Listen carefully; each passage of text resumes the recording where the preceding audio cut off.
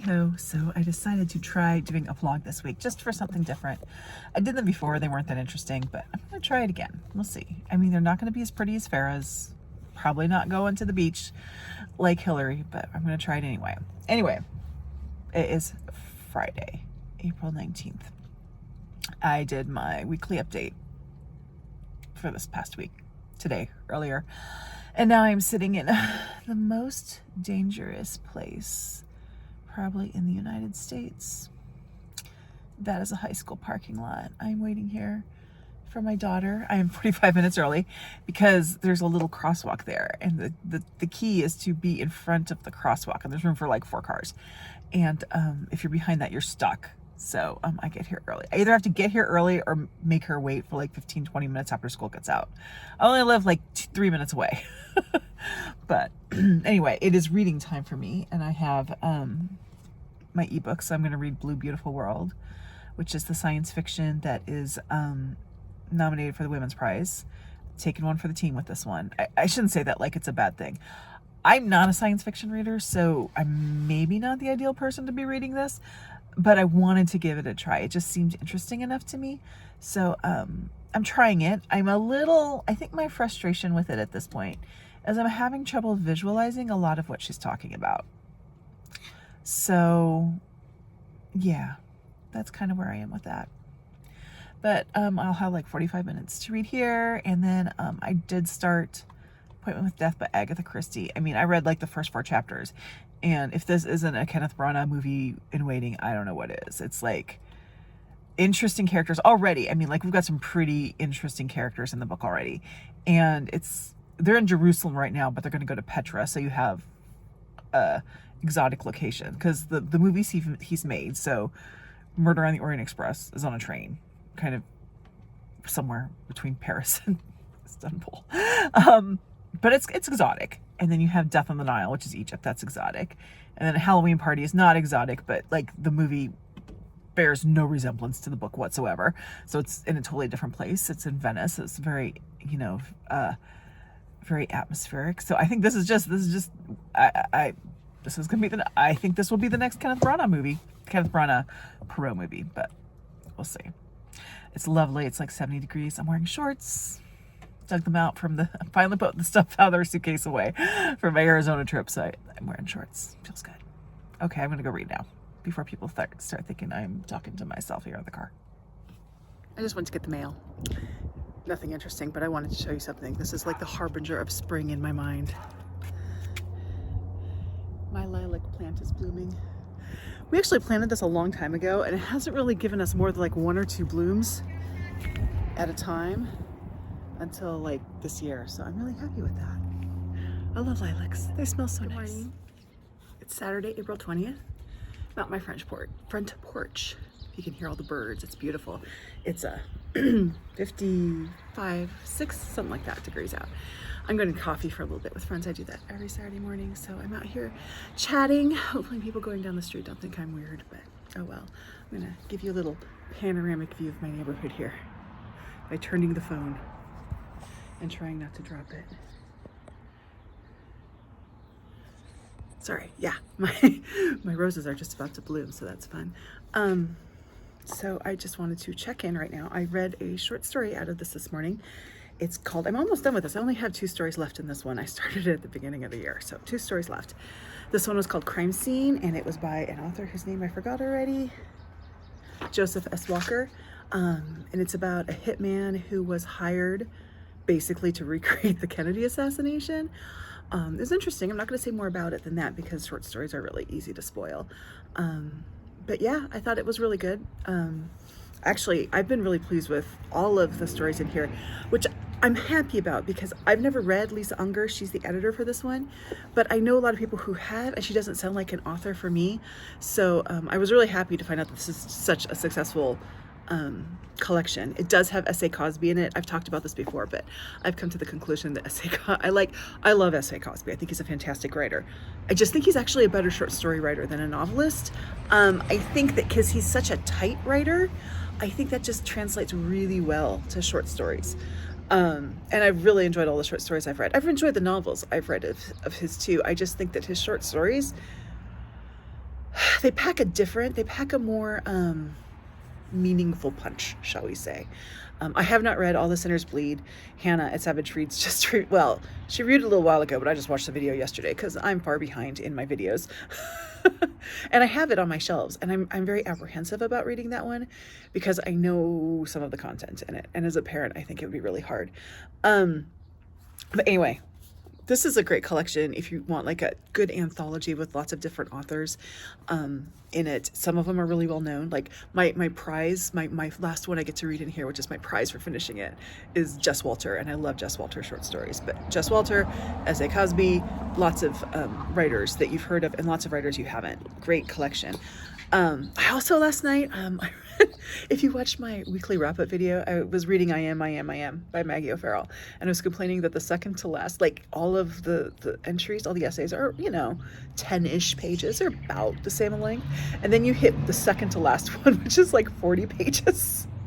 And I was mad about that because that's something that makes me mad. And it's totally a personal thing. I know it doesn't mean anything to anybody else, but when you are reading at bedtime and you're like, okay, I have this much time before I lose consciousness, and I know I can read an essay out of this collection because they're all the same length, and then boom, you get one that's 4 times as long. You're like, oh. But anyway, I did read it last night, and it was good. They're all good. This is a good book. I would recommend this book. I'm not going to talk more about it than that right now, other than to say I have one more story to go, which I may read today versus tonight, so I can start another book of essays tonight, which is Sasha LaPointe's new one, which I'm reading to discuss with Sarah at Roadworthy, and because of the spring break debacle, I'm behind on my reading and I need to get to it. But I have found that reading essays at night is really working for me, because for those of you who read in bed, you know the danger of reading a novel in bed and then having the hard time of putting the book down because you're at a point where you can't put the book down. And I've had many late nights because of that. Sorry, I'm holding this up and my arm's getting tired. And short stories are fine too, but essays seem to work. I don't know. It's just a different way of thinking when I'm reading an essay. So that will be, and I think after I finish the Sasha LaPointe, I have one in my 10 books I have to read or they have to go at the end of the year. I have an essay collection in that I think I will be pulling out to read after that because I got to read it or get rid of it. But yeah, so that's something I discovered about myself just recently, is that essays at night work well for me. So anyway, coffee tonight, and then probably the rest of my day is going to be doing laundry because my kids have been holding the laundry machine hostage, and I finally said enough. I don't care if you don't have any clean clothes because you've had 2 weeks to do them. I'm doing laundry now. So I have a mountain of my and my husband's laundry to do. So that will probably be most of today. I don't know. I might check in later. We'll see. Okay, let's see now if I can remember to like wait till I'm filming to start talking. I just filmed like 5 minutes with it not recording. But it's Sunday, the 21st. I'm in the backyard with, see if I can get her down here. Where is she? There she is. There's Alice. She's getting a little outdoor time. See if she behaves herself and stays in the backyard like she's supposed to. Yeah, it's a beautiful day. It was actually not supposed to be a beautiful day today, but it is, so hey. And our lawn is mowed. That is our basketball hoop we need to get rid of because the kids don't use it anymore. Anyway, I want to stop in. I finished 2 books yesterday. The first was Such a Quiet Place by Meg and Miranda. My arm's getting tired, sorry. Probably should have just brought my tripod out, but oh well. Such a Quiet Place by Meg and Miranda, which I listened to on audio. I'm going to be honest here. If it wasn't an audiobook, I would have DNF'd it. As it was almost like background noise for me. It's just, I know there are people who there's nothing wrong with domestic thrillers, and I think they can be really well done. I didn't think that one was really well done. It was very predictable, but also ridiculous. I can't really go into anything further than that because it would be a spoiler. It just wasn't. The main character was kind of insufferable, but it was noise. It was background noise. I finished it. I get to count it as a book read. Take it off my list. I am going to take a break from audiobooks, not because of that book, but just because I have a lot of podcasts going that I need to catch up on. So I'm going to concentrate on podcasts for a while. I also finished I Am by Maggie O'Farrell. First off, everyone's saying this is a memoir, which isn't wrong, but I think a better description of it is just essay collection, because it is 17 brushes with death. It's 17 essays about her coming close to death. And they're all really interesting. Now, one of them is, it's not that it's too long. It's that it's a surprise when it pops up after you've read a bunch of essays that are the same length, and then you get one that's 4 times the length. That's weird. There's nothing wrong with the essay. I just noticed I'm doing this. I'm sorry. This is what happens when I hold up my phone. I'm giving it an A. The reason I'm not giving it an A+ is I think it suffers a little bit in its structure. Now, it goes back and forth in time, which isn't a problem.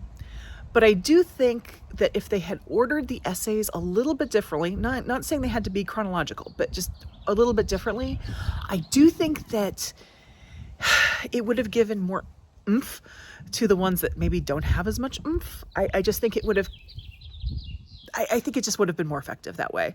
But the writing is beautiful. It's interesting. I do recommend it.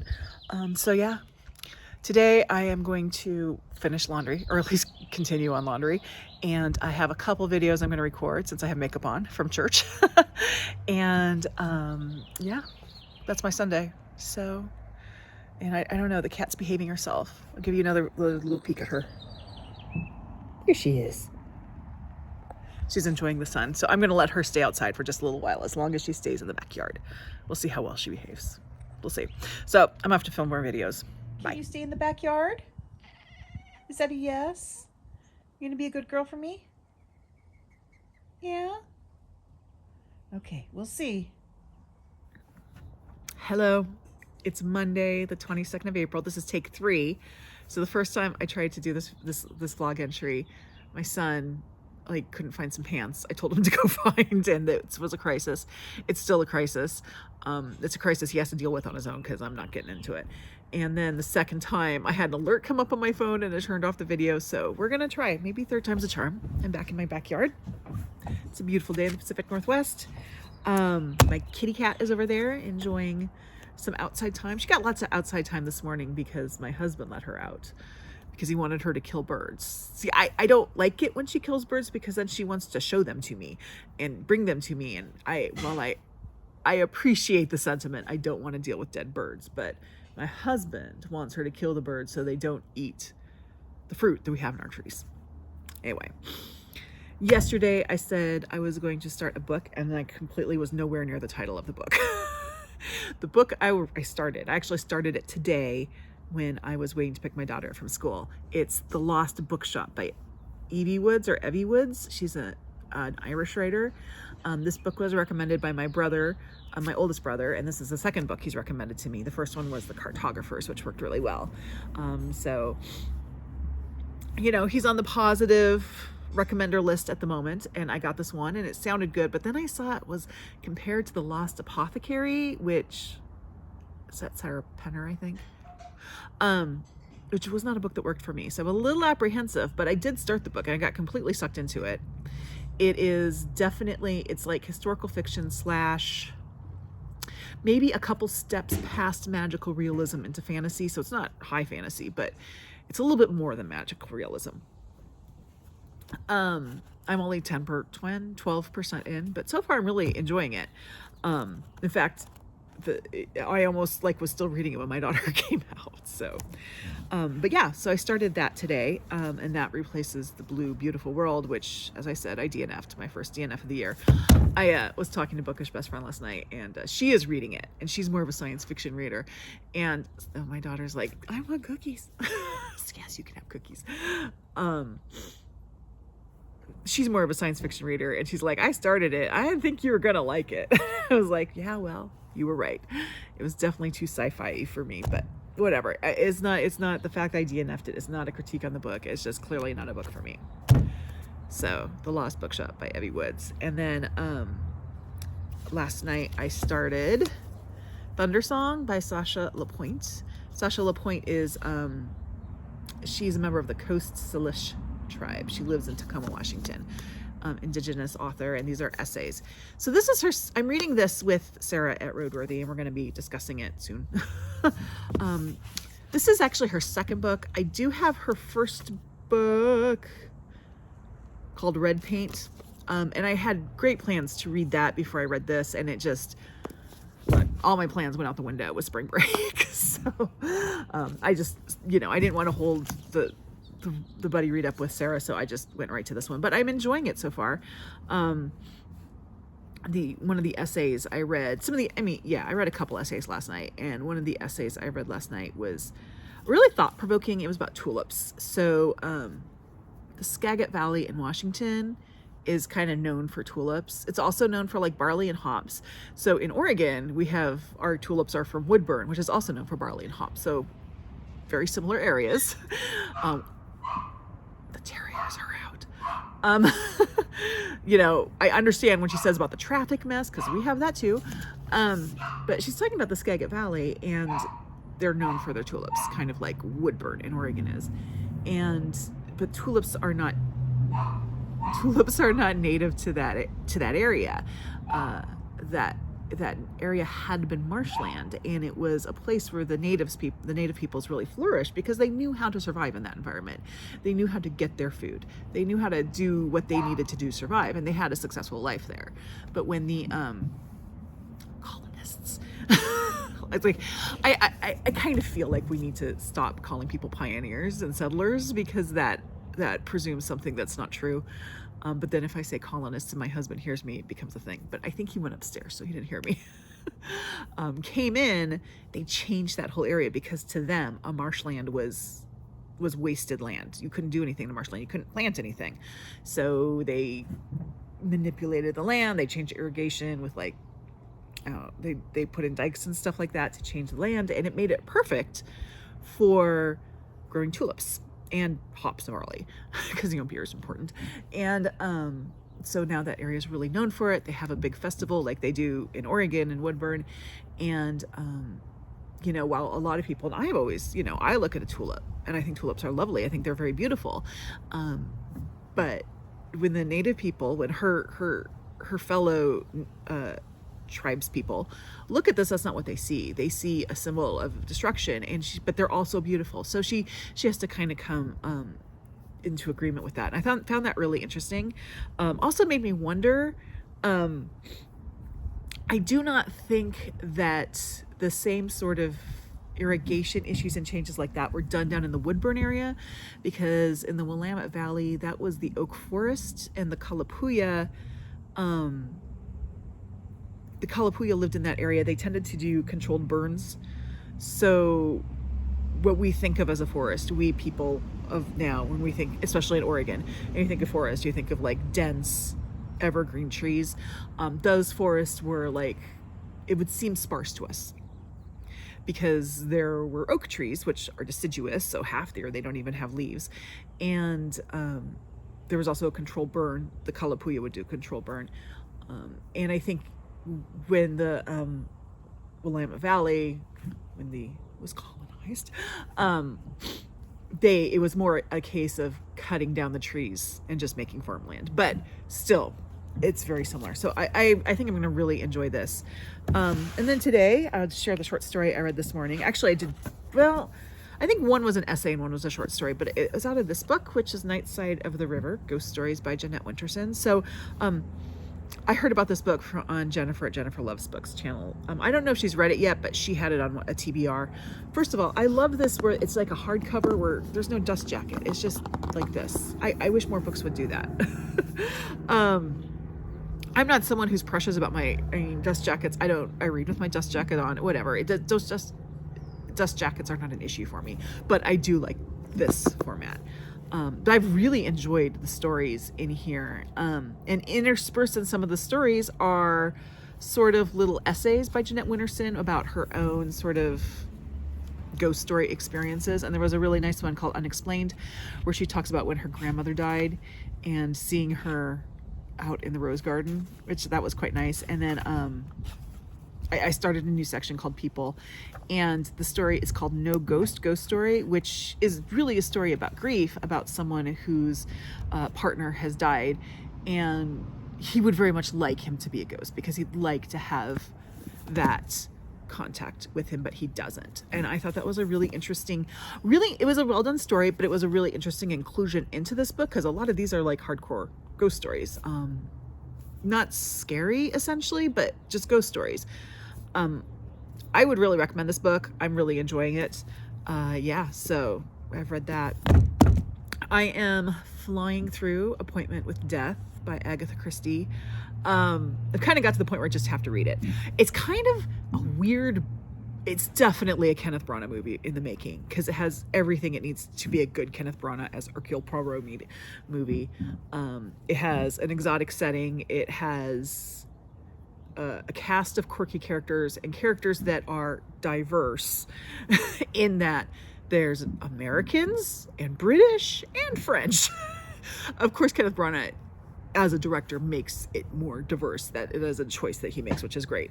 But it's like, yeah, these are the diverse characters. It has sort of a very dramatic kind of death in it, especially the way it's described. Actually, the death itself is not dramatic, but the way it's staged and described is very dramatic. And I'm maybe 2/3 of the way through. I don't know who did it. I have suspicions. We'll see. I think this would be a good Kenneth Branagh movie. But I mean, I don't know. I don't know what's coming up next from him. I do think he's going to be doing more, but I don't know if they've announced a next one. But I think this would be a really good candidate for that, because it seems to follow the sort of trend that he likes to do. Yeah, so kind of that's where my reading is right now. I've been editing videos today, because I was a little bit behind on editing videos. I think I have one more tag to record. I have a couple tags upcoming, and then one more tag to record, and I think I'm caught up on tags.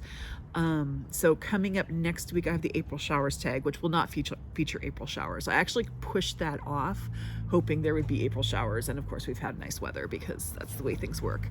And then I have the this or that people April tag, and then the nature tag. I have that one coming. So 4, and then after that, I still have to do the Stay Gold tag that Mild Bumpers created. Then I think I'll be caught up. Anyway, okay, so this is getting longer. I don't know how long this vlog's going to be, so I'm trying to keep my little segments a little bit shorter, so I'm going to stop now. And maybe sit out here, maybe read a little bit. I haven't brought my chair out yet. I usually wait until the blooms in the apple tree are done, because once our apple tree hasn't actually started blooming that much yet, but once the blooms really come in, there's lots of bugs, so I wait for the blossoms to be done, and then I'll bring the chair out. So I think I might just sit out here and read. Talk to you later. Well, I had to include one more little video of Alice living her best life out in the backyard. She's gone through, she's walked through the grass, she's chewed some grass, and now she's getting the last bit of sunlight. Good morning. And I did my coffee this morning. Because I'm doing this as vlog style, I'm probably not going to do my Friday sort of all wrap up thing.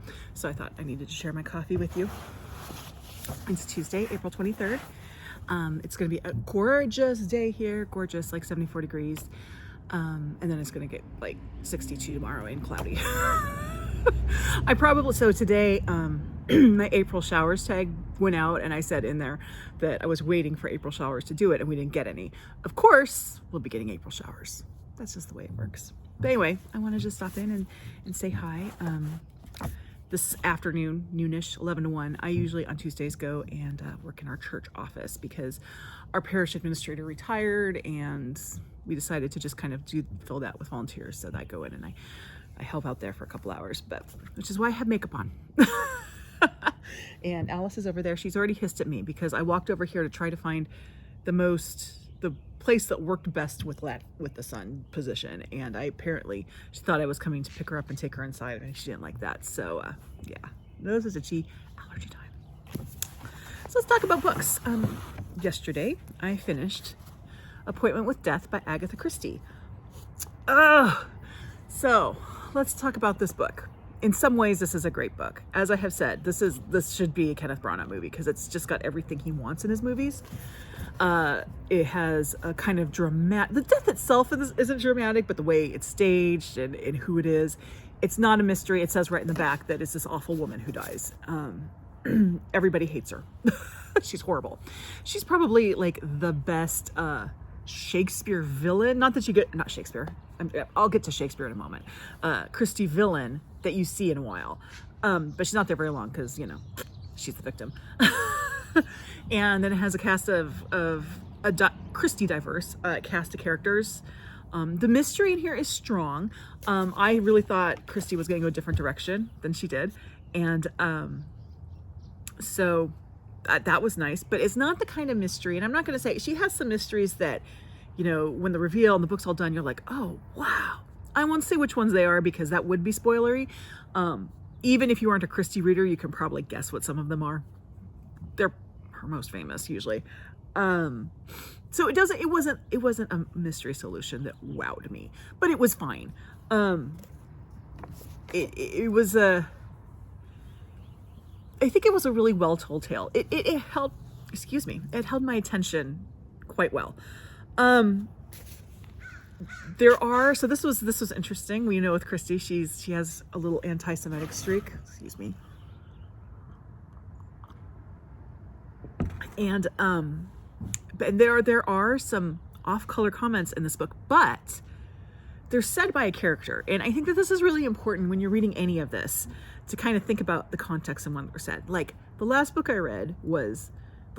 book I read was Dumb Witness, where there's a chapter title with the N-word that doesn't even need to be there. Like, what? But I'm going to use another example here, that Louise Penny has received criticism for being fatphobic and transphobic. In her early book, she's fatphobic. I'm not going to excuse that. But I read the book that people said was very transphobic. And in that book, there's a character who says transphobic things. To me, that is not Louise Penny being transphobic. That's a character saying transphobic things. That's saying something about the character. So that's what it is in this book. There's a character that says some very anti-Semitic thing about Jewish people. Other characters complain about what he's saying, which I find very interesting and slightly ironic, considering what Agatha Christie has said in some of her books. Maybe this is a turning point for Agatha Christie on this. I don't know. So generally, I like this book. What didn't I like? There is like this one moment where two people like see each other and immediately fall in love. And did you see my eye roll there? Because I don't like that. What really got me about this book is there is an epilogue, and there should not be an epilogue. There's nothing objectionable about the epilogue. I think in a book like this, if you have an epilogue, the epilogue needs to work with the story. So I can't remember if any other Agatha Christie books that I have read have an actual epilogue, but I do remember there's places where at the very end you get a little piece of information that sort of changes things. That to me would be sort of the purpose of an epilogue in this kind of book. Like all of a sudden we get that, you think you've solved the mystery, everyone's settled, and then there's a little twist right there to make you go, that's what I think an epilogue should do in an Agatha Christie book. This one doesn't. It's just like, hey, this is where all the characters are now, and it's pointless and I don't care. And to me, it cheapened the book and it made me mad. It made me mad. If they had just taken it out,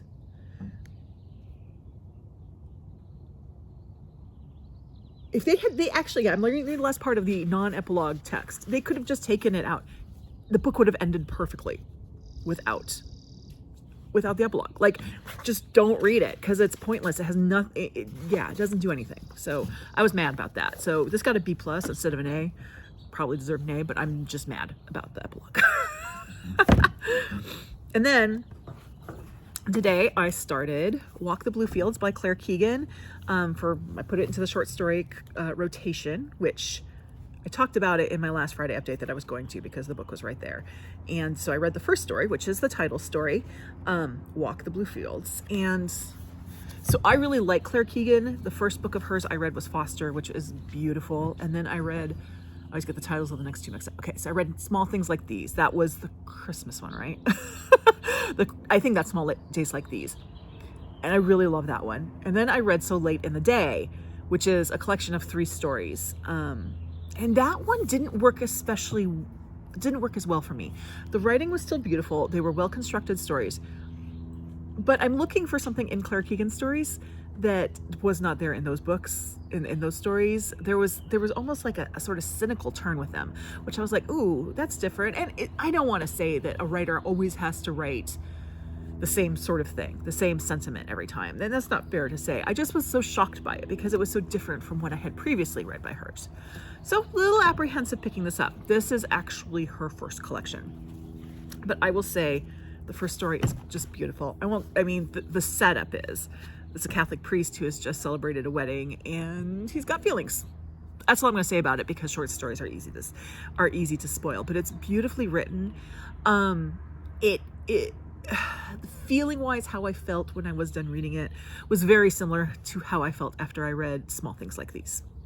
So I really was happy to read that because I felt like I was getting back on track with Claire Keegan.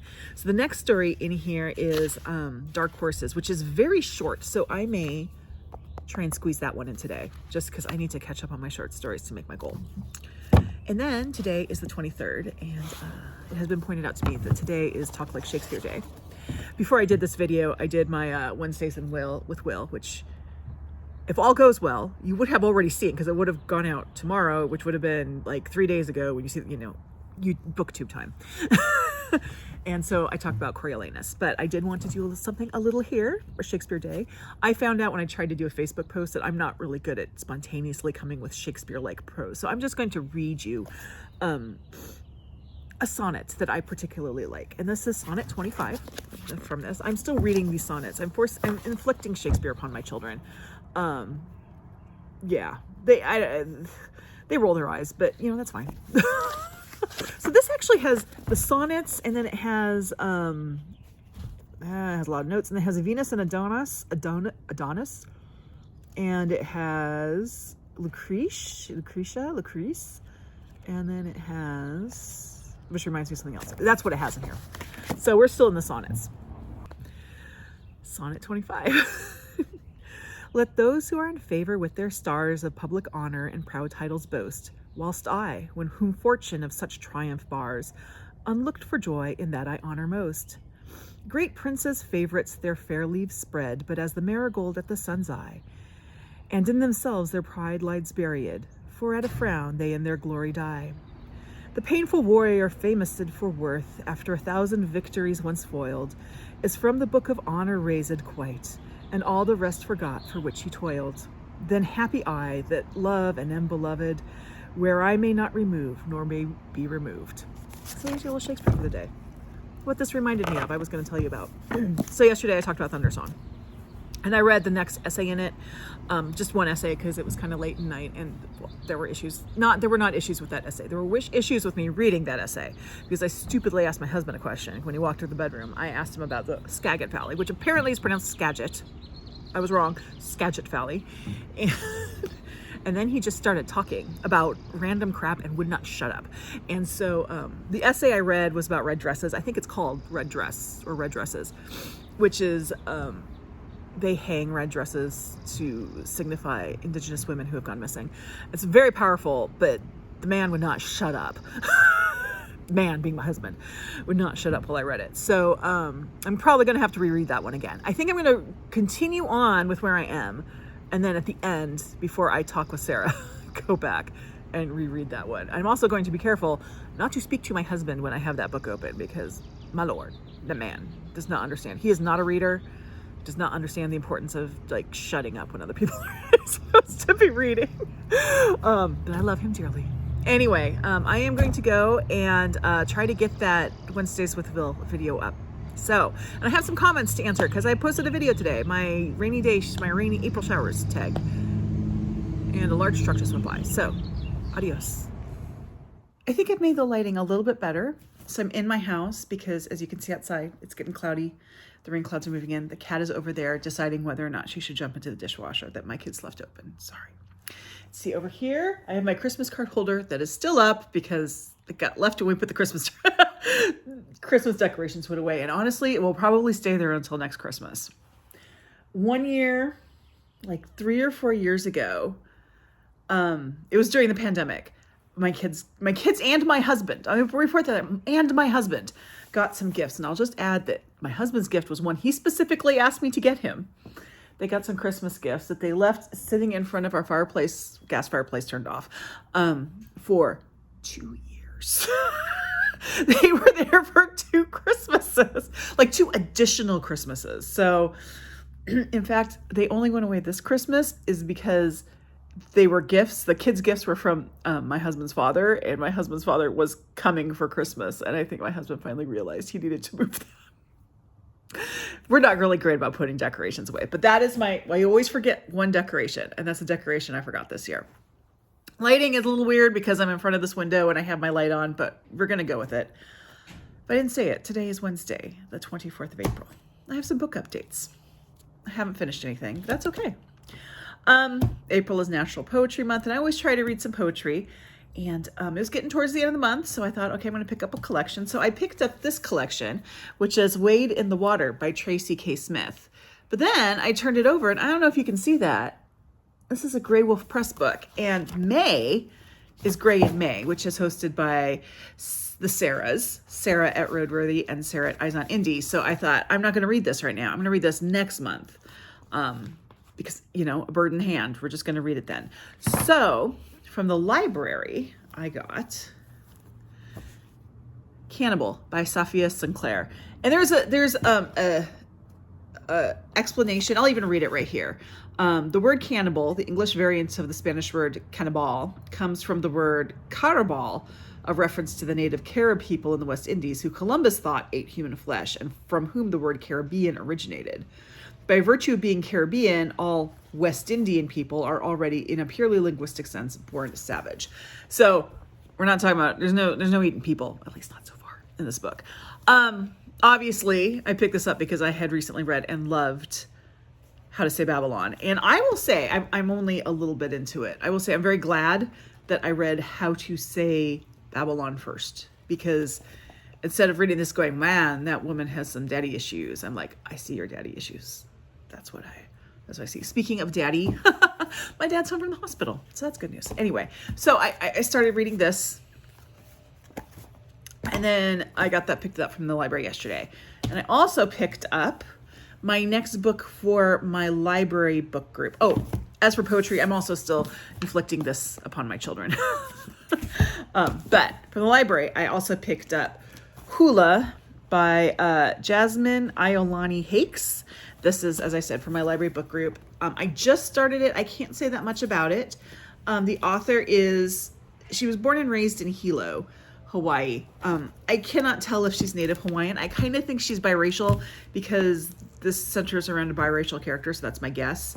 But we'll see.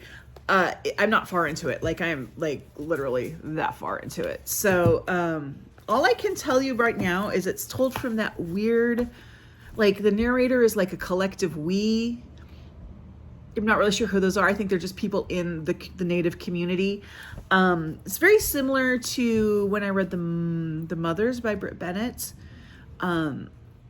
That had that sort of narration too, not as much. That had sections that was from the church ladies, the Mothers. This one, the whole thing is kind of told from that.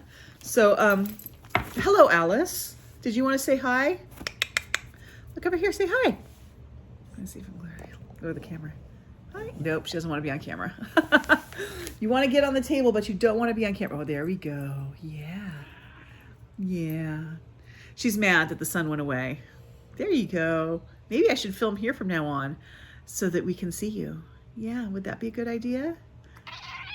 Oh, yeah, you're being mad because the sun went away. Anyway, that's what I am reading with this. Other updates. I'm about to blow up my TBR. So if you just saw a jump, that's because I leaned forward and the cat didn't like it and she went a little crazy. So we're going to take that part out. Anyway, I'm about to blow up my TBR. First thing, I made the mistake of going to Libro to see if there was something to use my credit on. I ended up using my credit on getting the audiobook of There because I realized I kind of want to listen to that. I've read it before, so it's not a TBR builder. But I wanted to listen to it before I took on Wandering Stars by Tommy Orange. So I got that, but then I noticed they were having a sale. So I ended up getting 4 more audiobooks, none of which I have read. I can't even remember what all they are. I know I got the Cy Montgomery Octopus book. That was one of them. And I got The Breakaway by Jennifer Weiner, which I said I wasn't going to read, but I thought, well, maybe I'll try it on audio as something brainless. I don't know. So there's that. And then I have, according to bookshop.org, I have some books arriving tomorrow that were pre-orders, including Ellie Griffith's new book. So that'll be fun. Not for tomorrow, probably Friday, but also on Friday, the library book sale opens. I didn't realize that until just recently, and I can't not go. So I'll have to go to the library book sale. And I think I will go to the library book sale, include it in this vlog, and kind of close it at that, because then on Saturday, it's Independent Bookstore Day, and I will be going to Powell's. There's a book I specifically want, not a TBR builder, but I do want a new print copy of Les Miserables. I'm reading it, but I'm reading it on my Kobo, which is perfect because font. But I want I want a print copy of the version I have, which is the Christine Donaher. I think that's the narrator, that one. And everyone's got the cover that's like white with the illustrations on it, which is really pretty. But when I try to order it, I can only find that edition as a Penguin Classic, which would normally be fine, except I don't want that copy. I want the other copy. So I'm going to go see if Powell's can help me with that. We'll see. But then, of course, I'll probably buy other crap at Powell's too. I'll just go. I had my TBR down from my purge, and there you go. Anyway, that's what's going on. I need to edit this and take the little attack cat out of it. She's a little stinker sometimes. Where'd she go? She's mad because the sun went away. Like that, I had anything to do with that, but oh well. Anyway, so yeah, updates tomorrow. Hello, welcome back. It is the perfect date. It is April 25th. If you know, you know. I'm back in Boring Corner because I just filmed my April haul revisit video. I'm still trying to figure out how to do those. As I said in that video, I think instead of waiting until the end of the month, I'm going to start doing them at the beginning of the month, unless they're really short. And then maybe, I don't know, I'll figure it out. I got time to figure it out. Anyway, I finished a book. I finished a book that I think I've been reading since, I know I've been reading since January. Might have been reading since January 1st. And that is, let me get my bookmark out here because it's going to the next book. The Best American Mystery and Suspense, 2023, edited by Lisa Unger. This book doesn't need an explanation. It's one of those books that they come out every year. They have a different editor every year. So I was a little apprehensive about this one because I don't know if I've ever read Lisa Unger, but I've heard enough about her to know she's probably not an author for me. So, you know, the collection often depends on the editor. But I actually had really good luck with this one. I was kind of looking through because I do give like the individual stories just sort of grades to kind of keep like how I think about the whole thing. I'm going to give this book as a collection an A. There were a lot of authors that I am familiar with, like S.A. Cosby. Again, I think S.A. Cosby is a magnificent writer, but I actually think he's a better short story writer than a novelist. Jess Walter. I just read Jess Walter's today. It was a perfect Jess Walter story. Really enjoyed this one. It's a great way to find new authors too. So I always like these collections. So I am going to replace it with this one, which is The Best American Short Stories, 2023, edited by Min-Jin Lee. And I did look through here to see how many authors I kind of recognized off the top of my head, and one. Lauren Groff. She's the only one whose name just jumped out at me. So I'll be finding new authors in this one. And it does look, just by like the names, it looks like this is a very diverse collection, and I'm looking forward to reading that. So that's what I have read. Yeah. So I wanted to bring something up before I forget. We're chatting on Discord, and we are going to be doing a group read of O Pioneers by Willa Cather this June, because it works for both June on the Range and Pride Month. We're going to discuss it on Discord. There's already a thread for it. If you'd like to join us, all you have to do is just jump right in and join us. We're going to start reading on the 19th. So there you go. If you are, of course, invited to join that. So tomorrow I am going to try to get to the library book sale at 10 a.m. when it opens, because sometimes you get there at like 10:15 and it's already picked over. Like, these people they're the people who, when you have a garage sale, they're like, that opens at 10, they're like knocking at your door at 8 going, when are you open? When are you open? One of the reasons why I don't do garage sales. So, yeah, I'm going to go. I do have a list of books that I am looking for, many of which are books I've read. So they're for the keeper shelf, but, you know, I'll find other things. I always do. So there's that. And then I'm expecting like 3 books in the mail, I think tomorrow from bookshop.org of books that were released on Tuesday. Plus I put an order in for some books, and there were some back ordered books that are going to be coming in as well. And then Saturday is Independent Bookstore Day. So I do have to go to Powell's. Cannot not go to Powell's. I'm not going to City of Books. I'm actually going to be going to City of Books apparently the weekend after that. Bookish Best Friend and I, that's when we're going to go see Coriolanus, and to go from the Max train, which is how I get into Portland. I don't like driving in downtown Portland if I don't have to. To go from the Max train to the theater, you have to walk right past Powell's. So, yeah, there you go. I will be going to the Powell's World of Books on the 4th or whatever day that is, but I'm going to the Cedar Hills Powell's on Saturday. The day you'll see this video, if you see it, if it drops. The other thing I'm going to do when I go on the 4th and I go to the Powell City of Books is I'm going to stop by the Multnomah County Library, because I have to prove to them that I'm an Oregon resident so they can make my provisional library card permanent. In the state, anyone who lives in the state of Oregon can get a Multnomah County library card. But you have, I mean, you can get it online, and then you get like a 6-month card that you can only use for ebooks and audiobooks, which is fine because that's all I want to use it for. But to keep that card, you have to go to a Multnomah County Library branch and show them your ID and show that you're actually an Oregon resident. And there's the big main Multnomah County Library branch is the stop. I get off at the Max to go to the theater. So take care of all that. So anyway, yeah, that's my day. I'm gonna go eat some lunch. And then I thought I got out of picking my daughter up from school because she said she wanted to go home with a friend. And I said, yeah. She's like, great, pick us both up and take us over there. So yeah, that's a thing that's, she pulled one on me there. It's not a big deal. As I said, I have my reading time there. I might finish the book I'm reading, which is the Lost Bookshop. I had to think about the title there, which I am hoping to finish today so I can tell you a little bit about it tomorrow. I think I'm going to close this vlog out tomorrow morning after I go to the library book sale, and then that afternoon I don't know. I've enjoyed doing the vlog this week, so I think I'm just going to go whatever I feel like each week, and I think I'm going to next week try doing a vlog again. Hopefully it's more interesting than some of my past vlogs. Back when I was every week I was doing like this in vlog format, I realized I was just repeating myself entry after entry. So I tried really hard not to do that this time. And so hopefully that's better. We'll see in editing.